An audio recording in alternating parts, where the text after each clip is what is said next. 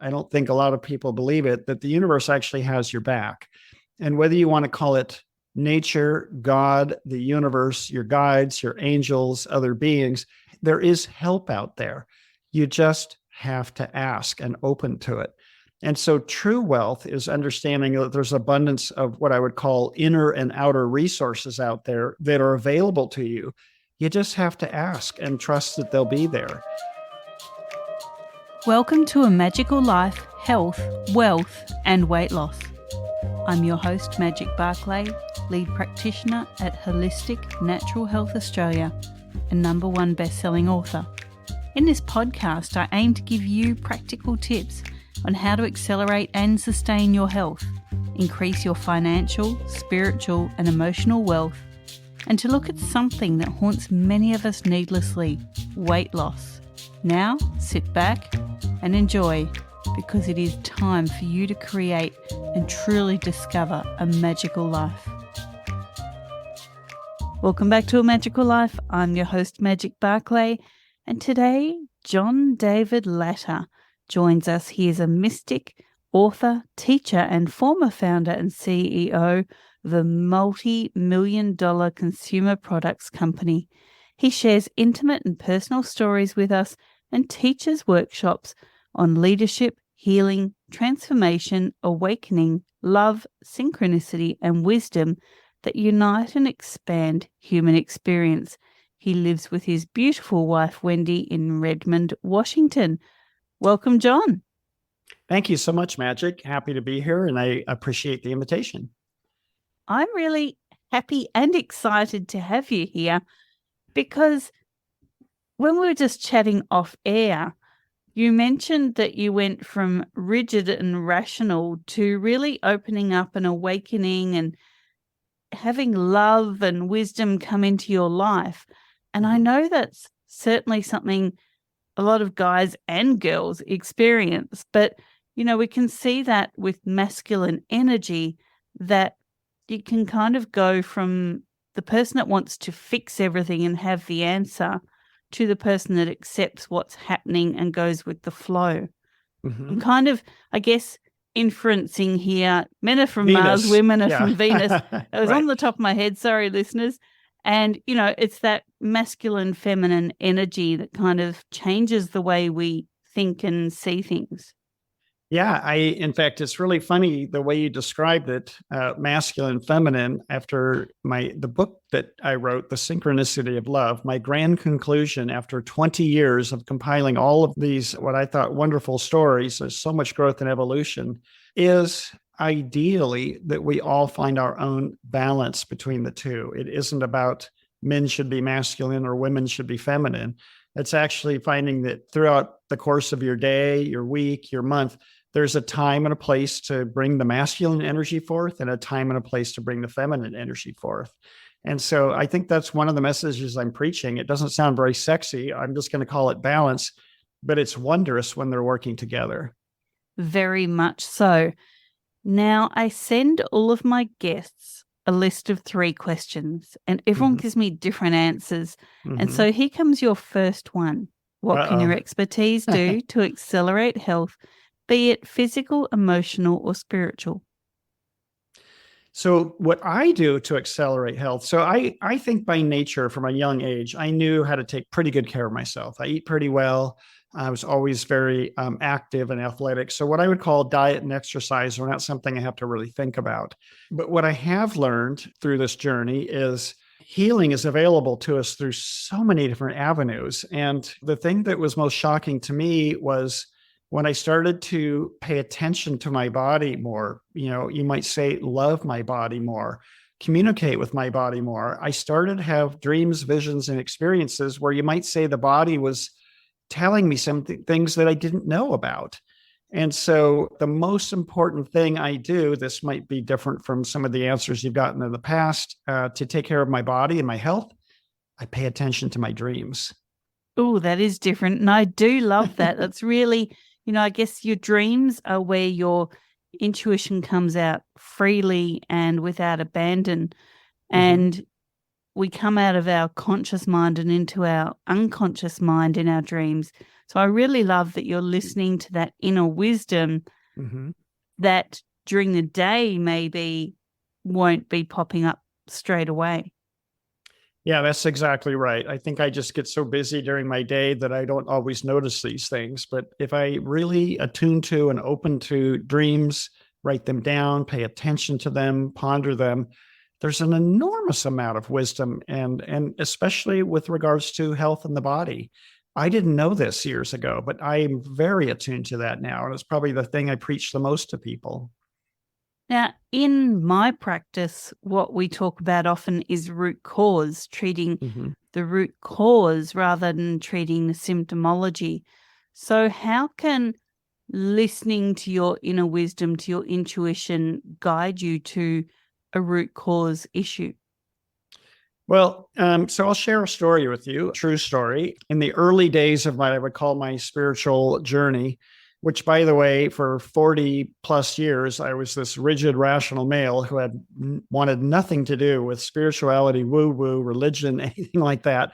I kept it as far away from me as possible. And so it kind of cracks me up looking back where I am today. But I had had 6 years of chronic neck pain, and I blamed it on being in a car crash. And I was in a classic rear-ended whiplash type injury situation. And over time, after the accident, my neck started to hurt more and more and more. And so I went to physical therapy. I got massage. I got ultrasound. I got acupuncture. I went to chiropractic. I got books on neck pain and followed all the exercises faithfully. I finally, after trying everything under the sun, went so far as to have surgery where they inserted cortisone in between the facet joints in my neck. And I remember waking up from that, and when the anesthetic wore off, my neck still hurt.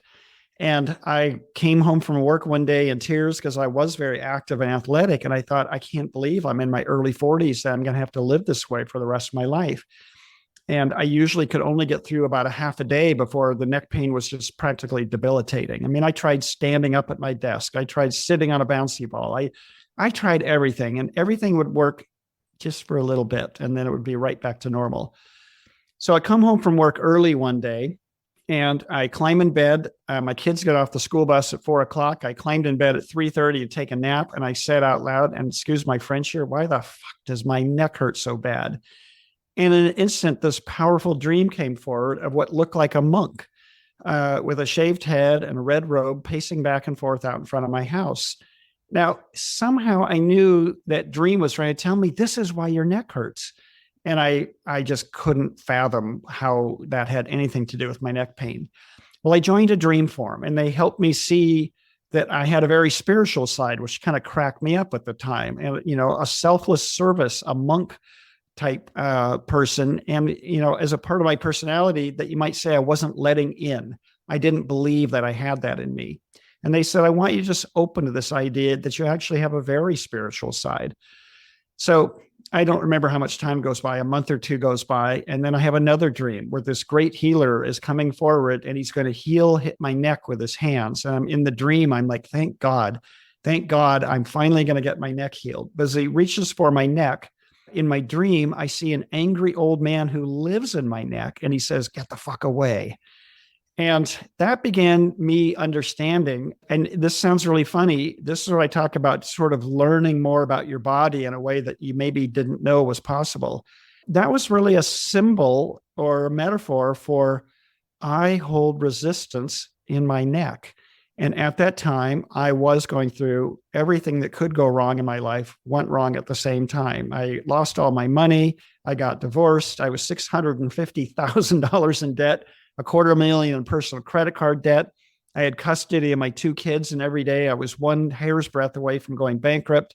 In the middle of it all, I was suddenly terrified of death, and I didn't even know what to do with it because I didn't have any spiritual religious background. And so there was a lot going on in my life that frankly created a lot of worry and anxiety. I lost weight, and I was carrying resistance to all that in my neck. And so over time, it took time. I had to learn to relax that tension in my neck. And a lot of people carry resistance in their body, sometimes in their stomach, in their back, lower back, upper back, shoulders, neck, head. I carried it in my neck. And so I had to learn how to not resist the things that were going on in my life, to open up, to relax, to roll with things, even if they were difficult. And 2 years later, I have another magnificent dream where that same monk who was pacing back and forth outside my house is in my office with me, my little home office. And his heart is pierced and he's looking at me with such love. And I suddenly realized my neck didn't hurt anymore. And so there's a whole mental, emotional component to healing that I think a lot of people are learning about, but we're still learning about. And Magic, I completely forgot what your question was and all that, but that was the story I wanted to share. That's okay. You covered the question, and that was a Okay. great story. So Okay. perfect.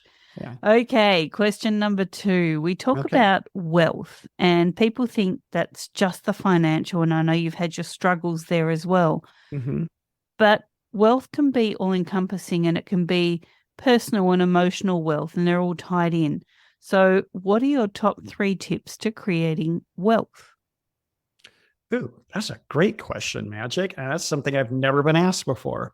Let's see. I believe, from my point of view, wealth begins with self-love and self-care. There has to be some sense of, I'm okay with me. I'm okay with who I am as I am. In fact, I love and appreciate who I am as I am. That's number 1. Number 2, I think true abundance, true wealth is understanding on some level, believe it or not, I don't think a lot of people believe it, that the universe actually has your back. And whether you want to call it nature, God, the universe, your guides, your angels, other beings, there is help out there. You just have to ask and open to it. And so true wealth is understanding that there's abundance of what I would call inner and outer resources out there that are available to you. You just have to ask and trust that they'll be there. So let's see, self-love would probably be at the top of my list. 2, an understanding that the universe has your back. And sometimes that requires an entirely different mindset, because when you start to get in that flow where you realize the universe does have your back and wants to work with you, it's an amazing thing. And then I think the third thing I would say is what I would call alignment. And so all of us have egos, it's sort of our personality and how we see ourselves, how we identify ourselves. But we are much bigger than just our ego, our personality, our identity. And I think that to the degree that you can align your ego or your personality with what I would call the soul, and what the soul really wants to do, or your divinity, your divine essence really wants to do, things just get easier. Synchronicities happen, miracles happen, coincidences happen. And I think sometimes we have to move past all of the woundings we've experienced, trauma we've experienced, conditioning from our parents and our childhood, school, church, all that. Underneath it all, there is this soul, and that soul has a desire. That soul wants to learn and experience certain things in its life. And the more you can put you in alignment with that greater you, the more that I think you'll experience life as, I would call it abundance, but wealth, I think, is the same thing. So that would be my 3: self-love, a belief that the universe has your back, and an alignment with your divinity. I love those. They're great. And our final standard question is around weight. Many people battle their weight and feel like maybe it's just never going to change. Have you ever battled your weight? You mentioned that you lost a lot of weight under stress. And the second part of this question is, what are your tips to coping with stress? Because it can make people gain weight or lose weight. Yeah, so I'm not a great person to talk to about gaining weight. I'm kind of one of those skinny, scrawny, athletic people that when he worries, he loses weight. So I can't really say, I did back when everything was going wrong. I can tell you I was 5'11" and I weighed 158 pounds. And I lost 15 pounds, which for me was a lot. That was a huge weight loss. I was, 145 pounds, roughly 140 pounds, 5'11". I was very skinny. So, and you're right. I have seen some people worry and the weight gets packed on. Other people worry, I lose weight. And it's sort of like my stomach is churning and it doesn't want to try to eat anything or digest anything.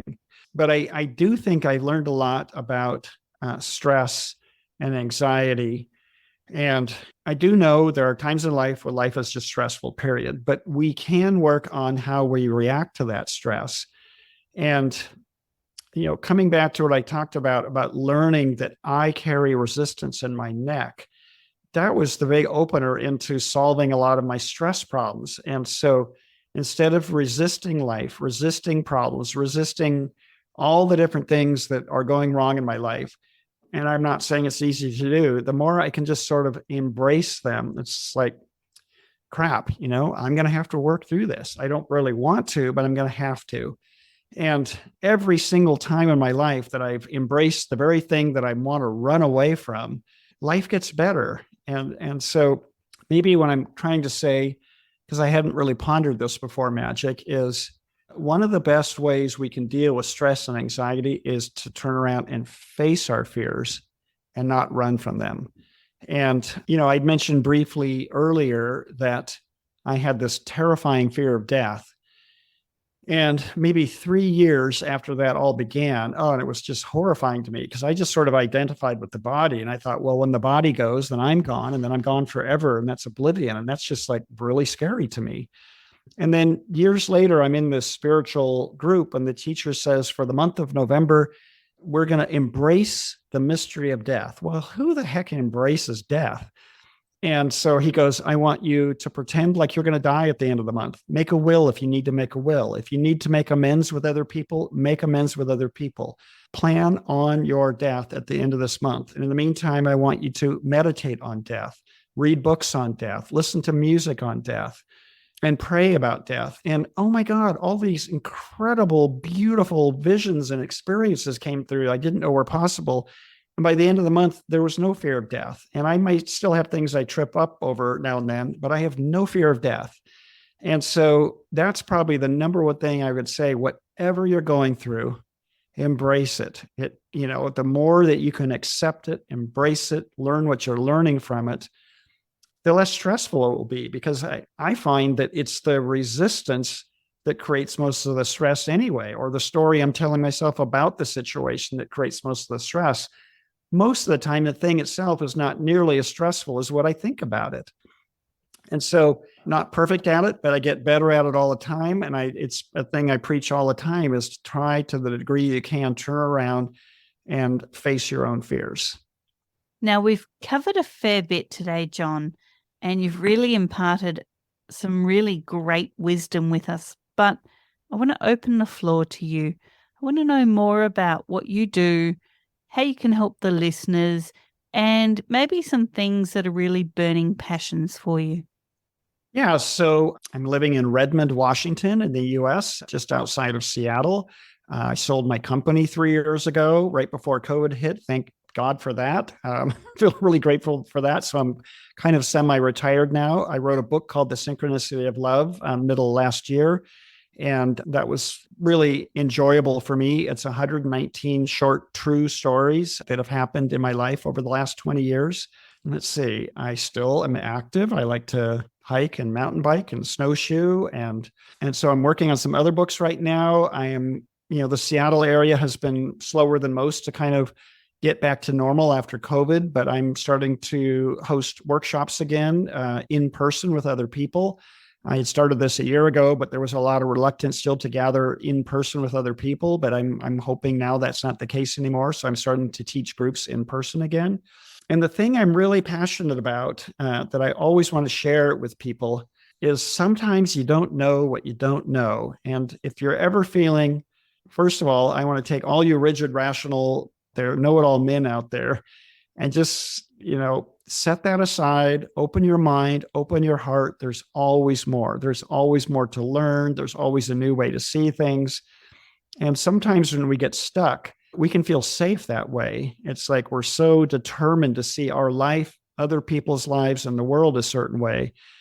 But it can kind of go stale after a while. It's kind of like singing the same song over and over again. And I think it's good to step out of that comfort zone and step out of that identity, step out of the way you're seeing things, and allow yourself to see and perceive the world differently. Because I think that has sort of a enlivening and revitalizing quality, as opposed to, like I say, being kind of stuck in a political view, a life view, a self view that you never allow to evolve, grow, and change. Beautiful. Now, let's find where you are. So you're on the web at johndavidlatta.com.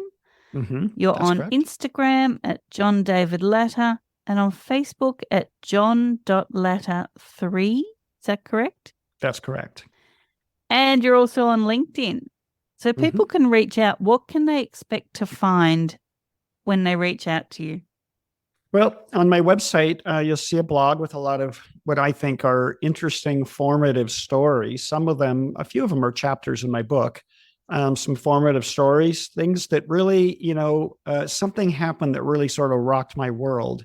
And so I think on the blog part of the website, I think you'll find interesting stories there. There's a tab about my book, The Synchronicity of Love, that you can find on Amazon. And I'm not sure about Australia, but in the US, it's available in Target and Walmart as well.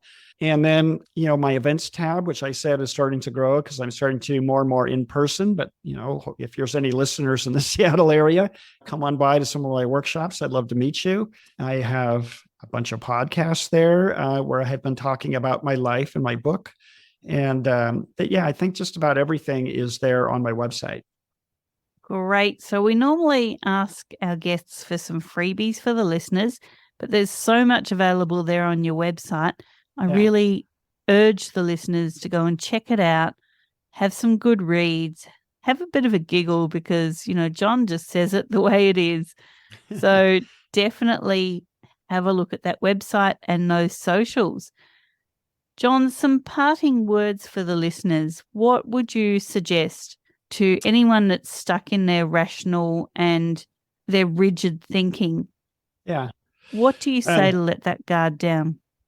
You got to be courageous. You got to be bold. You got to be brave. I waited till I hit rock bottom to finally go to my first ever spiritual retreat, which ironically, Michael Crichton, the author who's written, a ton of best-selling novels and books and TV shows and movies. And he went through his own sort of crisis. And when he came out of it, he was determined to go experience a lot of things for himself that he'd only read about. And one of them was a spiritual workshop. And he went and had all these profound experiences there. And so 20 years later, I did the same thing, but I waited till I was at rock bottom. If I was really, really, really following my desire, I probably would have done that. But I think I had so much pride and sort of stuck in my old ego identity that it took me kind of burning my house down and really losing everything to get the courage to go do it. So I think what I would say is check in with your deepest desire and desires, and don't be afraid to follow them. Wonderful. John, thank you so much for your time. I really appreciate this. Thank you so much, Magic, and I really appreciate the invitation. My pleasure. And listeners, thank you for your time. Go forth and create your magical life. Thanks for listening today. Please subscribe to hear future episodes, leave a review, and share this podcast. Drop us a line at A Magical Life Podcast on Facebook and let me know what you would like to know more about. You can find us on Instagram at Holistic Natural Health, that's holistic with a W, or at www.holisticnaturalhealth.com.au. That's where you'll access all sorts of articles, freebies, and more.